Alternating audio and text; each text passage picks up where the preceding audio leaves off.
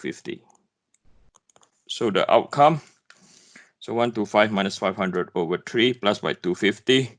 So it's equal to 208 over 125 minus 500 over 125 minus 500 over 3 plus by 250. So I get 208.333. So at point D, 208. So positive 208.333. Okay.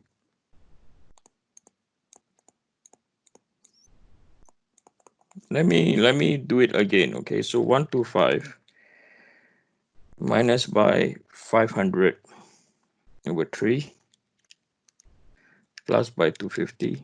Yep, 208.333. And then I'm going to look for the last point. All right, I'm going to look for the last point. So stress X. I know that this is not required, okay, but I'm just going to find stress X at point B. Right? So the P over A is still 125. Moment about Y, now we are focusing at point B now. Now we are looking at point B now. So M moment about Y is going to be giving me compression, minus 500 over 3. And then moment about Z is also going to give me compression at point B. So this will be equal to minus 250. So finally, this will be equal to minus 291.667.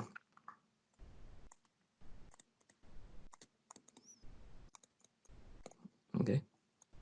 So these are the points they have there. So the next part of the questions want us to, so the part B, we're going to find, right, the part B, we're going to find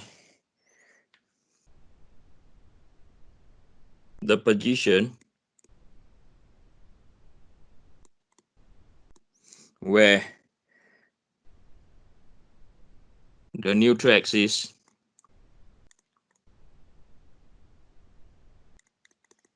the neutral axis intersects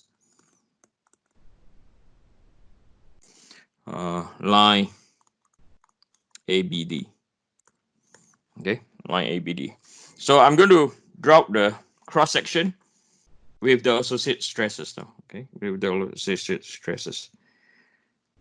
So again, I'm going to label this as our point A.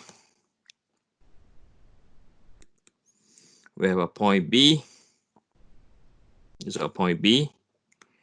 And then this is our point D. Then we have our transformation. Y, Z. And then we have rotation about X. Okay, we have our rotation about X. So we know that we've discovered that our stress X at point A, right? So this will be equal to, I'm trying to figure out what's the number now, 41.67. And it's positive, right? Positive means it is under the tensile regime.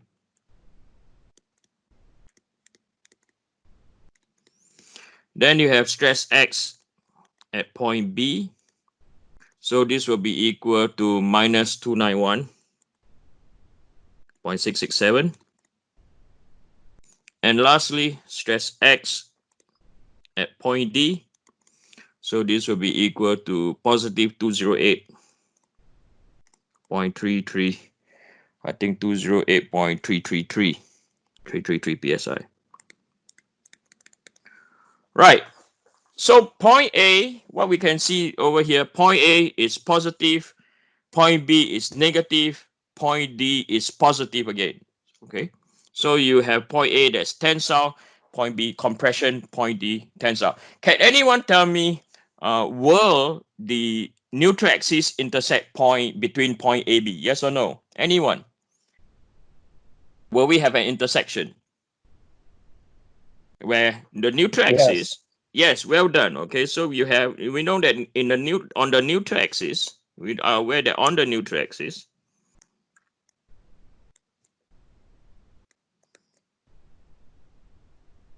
we're aware that stress in the x direction is equal to 0.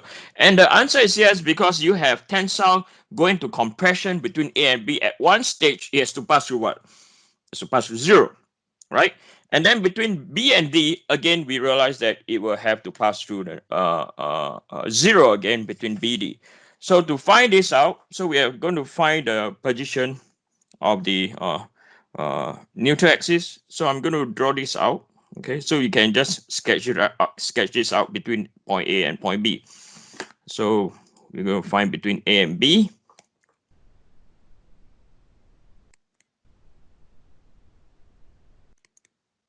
Point A and point B. Okay, so this is your point A, and this is your point B. And then at point A is 41.667. So you just draw a straight line. So this is my 41 positive 41.667. And then you have another at point B is going down to what? 291.667. So this is, again, this is just a sketch, right? So this is your 21 minus 291.667. And then you draw another straight line across.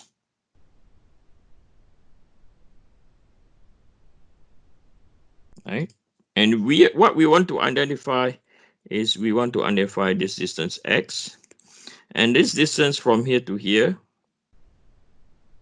right? That distance over there, right? That distance over there,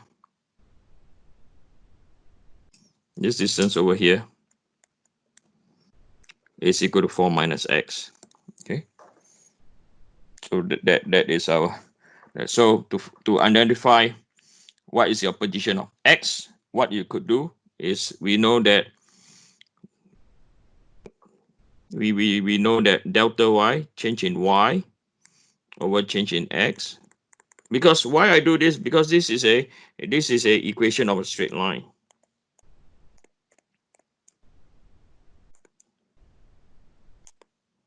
Right?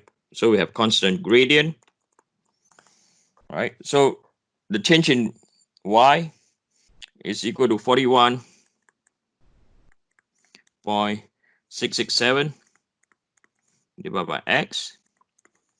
And then the other side, I can let it be equal to 41.667 plus by 291.667 and then divide by 4. Right? So x over this case will be equal to, so 41.667 plus by 291. So 41.667 times by 4 divide by 41.667 plus by 291.667 is equal to 0.5. Okay. So 0.5 inch, we know x is from where? From point A. Right? So likewise, you can do the same. Okay, so this is for point A. Then you can find between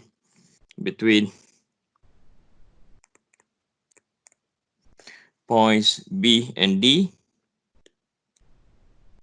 Right, so B and D, this is our point B, our point B, and our point D. And we are aware that between our point B and D, so point B is compression 291.667.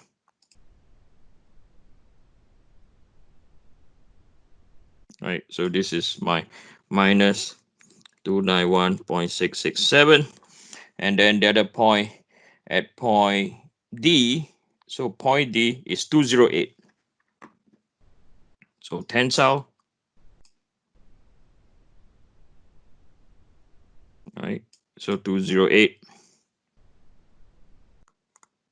positive 0.333 psi. And then you can find the intersect.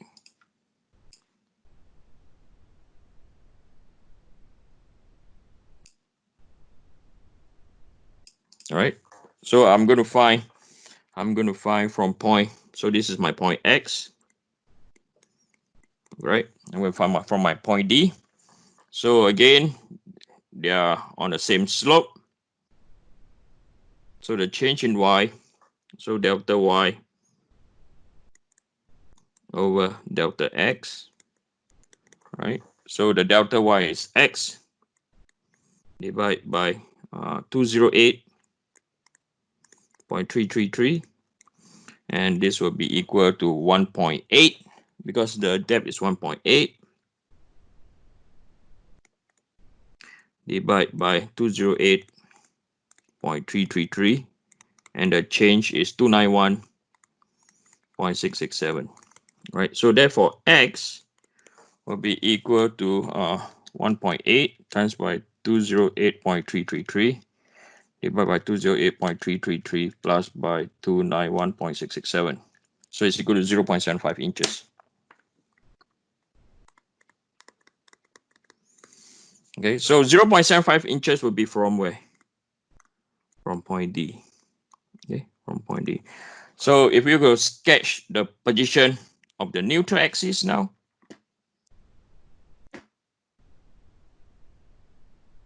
all right, so if this is our cross section, I do apologize. If this is our cross section,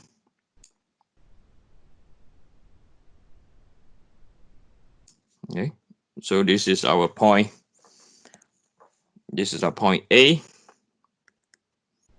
There'll be our point B, and this is our point D. If we sketch this out, so our neutral axis will intersect here, and the other one will intersect somewhere around here, there. So this is the position of our neutral axis.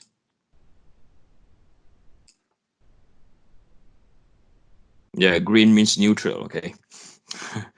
So what we have down here, so we know anything above the neutral axis, any region over here. So this is our neutral axis, right? Anything above there, it will come into compression mode. And anything that is on the other end, on the other side, that's weird. I must be, my colors are really off today. I can't seem to identify the difference between red and blue today. Anything over this side will be under tensile. Right. Any questions so far based on this example? Anyone, please? No?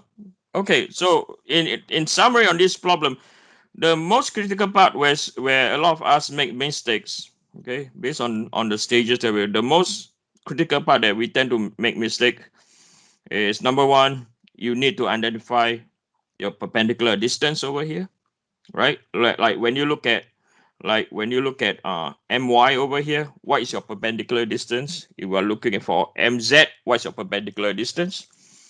Then the next point where we make, like, unconsciously make similar mistake is to find IYY, IZZ. What is your depth and what is your width? And then from here, again, critical to identify your Z distance and critical to identify what's your Y distance. So very simple formula. A lot of areas that you could make mistake, and those are the areas. Right, I'm going to do another example, not fully, but I want you all to think about this problem now. Okay, I want you all to look at this problem now.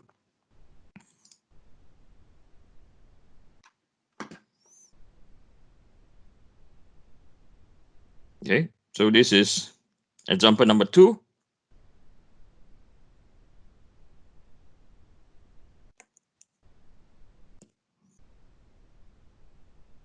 Okay, so we're going to look at example number 2.